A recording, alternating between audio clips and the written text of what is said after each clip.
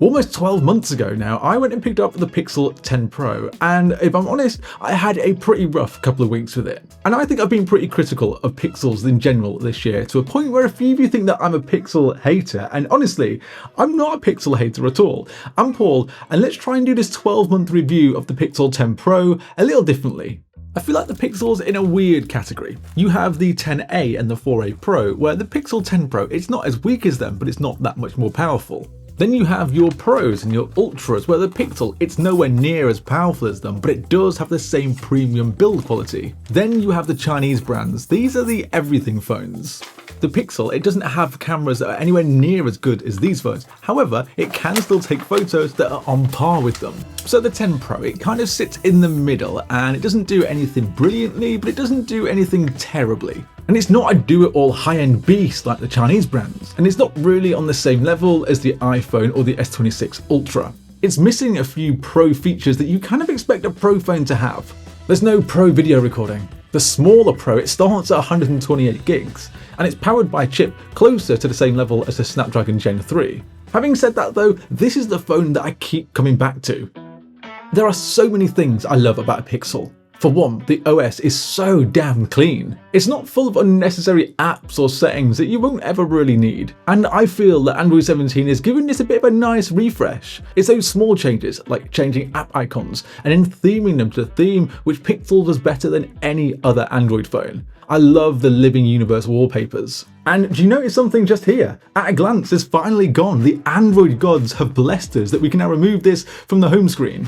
And let me tell you, the Google ecosystem is very good. I love the Pixel Watch 4, the Pixel Buds Pro, and also handoff between my Pixel phone and the Pixel tablet. It's just very good. And I love praising a phone when it gets things right, but there are definitely a few things that I wish the Pixel did have.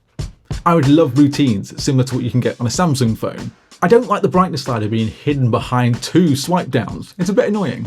And honestly, I'm just a little bit sick of Google making software features US exclusive. So for example, what I have here is call notes, direct my call, automatic screen calling, Gemini automation. They are all not available to me because I don't live in the US. And while you might think that is all my annoyances of the Pixel over the last 12 months, there's still a couple more. One of the biggest annoyances is having the Pixel 10 Pros in the US be eSIM only. It is so annoying. I have a US XL review unit, but I had to buy a regular 10 Pro so I could put my physical SIM in it without any issues. The regular Pro having slower charging than the XL is annoying, and also the fact that Google will charge you $1,000 for a regular Pixel 10 Pro and it will still give you only 128 gigs of storage in 2026. Like, Google, what are you doing?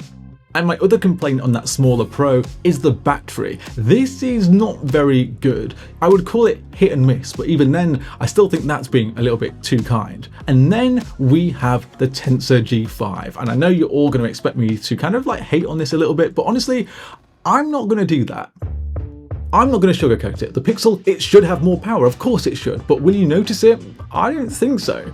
This is why I said I think that the Pixel is in its own category away from everything else around it. It's noticeably weaker when you try and push it, but even for me, I'm not ever really pushing this phone to its limits. I've used a lot of phones this year, and the Pixel in everyday tasks, it doesn't lag behind. I actually feel like this is snappier than a lot of other phones from other brands. The Pixel, it can doom scroll as well as the next phone, and that's what 90% of us are doing. And for the other 10% of us, then I just don't think that the Pixel is for you. If you want that pure power, go and buy a Galaxy S26 Ultra.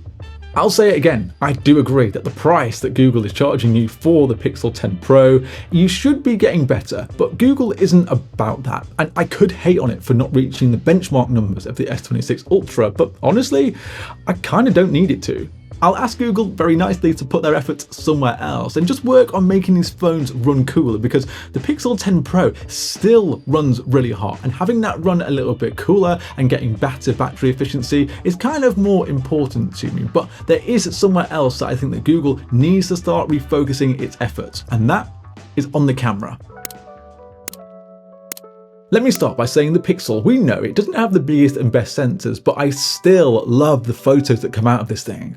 Bright light, low light, no light. The Pixel 10 Pro handles almost every situation you can throw at it, and the results it gives you are exactly what I'm looking for. The colours, they are natural with not too much processing or sharpening. And when you catch the light just right, man, you can get some of the best looking photos on a phone from the Pixel 10 Pro. It definitely doesn't give you the most detail of any phone, and it might not handle dynamic range the best because of its smaller sensor, but I kind of don't care about any of that. If I want to grab a photo, then I'm going to grab my Pixel because I want to remember that moment for how it is, and this gives me the closest real life memory of what I took.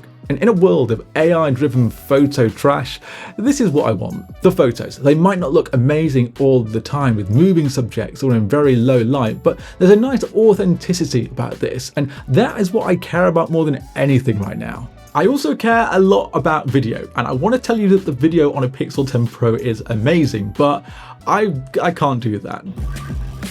This'll sound familiar, I've said it before. There is nothing pro about the video on this phone.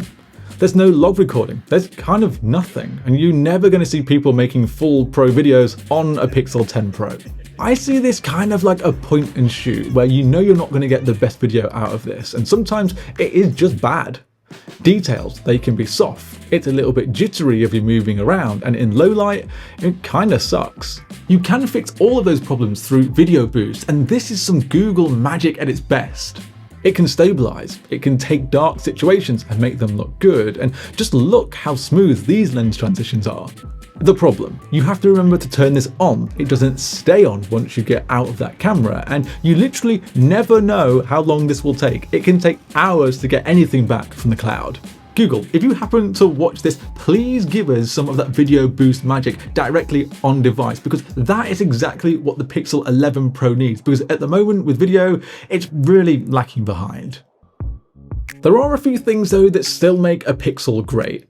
Pixel Snap, it is the single greatest addition to Pixels ever. I use it all the time. It's one of the main reasons that I still rock a Pixel. Although I do wish when using a wireless charger, you could get a better standby screen. The display, it is crisp, it's bright, it's lovely, and I think this might be one of my favorite displays on a phone. Watching anything on this is very good, and I would say it's only an anti-reflective coating away from being great. And a Pixel top tip, if you are going to be using this phone, please get a screen protector because there are so many scratches on this thing. It scratches so easily, and I know that I'm clumsy, but I only just bought the Pixel 10 Pro regular and that's still full of scratches, so I think you need a screen protector on this. And there are still some reasons why I love the Pixel. Proper face unlock for banking apps, it's so good, even if it's not great in low light.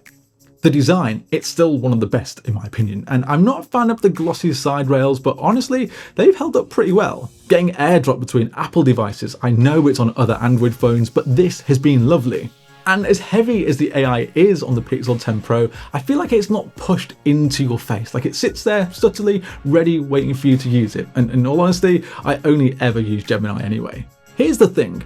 With the Pixel 10 Pro and the XL, Google have made a very safe phone. It's not the most powerful, it doesn't have the bigger camera sensors, and there's definitely an argument that for the $1,000 you pay, then this should be better than it is. But there is something about this phone that is kind of hard to explain. I feel like you do need to use a Pixel to realise that benchmark numbers, they're not everything. Just because this doesn't hit the same benchmark numbers as an S26 Ultra, it doesn't mean it's a bad phone. And I'm not giving Google a pass here because yeah, it should be better, but also I don't care. The whole Pixel experience is something that I just kind of love.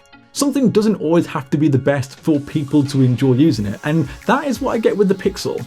I am properly interested though in what you guys think, because if you've used a Pixel, I think you kind of get where I'm coming from, and if you don't, I don't think you're going to be quite on board with what I've said about this phone. But do let me know in the comments, and if there's anything that I have missed in this review after using this phone for the last 12 months, do drop it below. I'll get back to you and try and give you an answer. Before you head off, if you can subscribe to the channel, I would appreciate it massively, and if you do that, then I'll see you in the next one.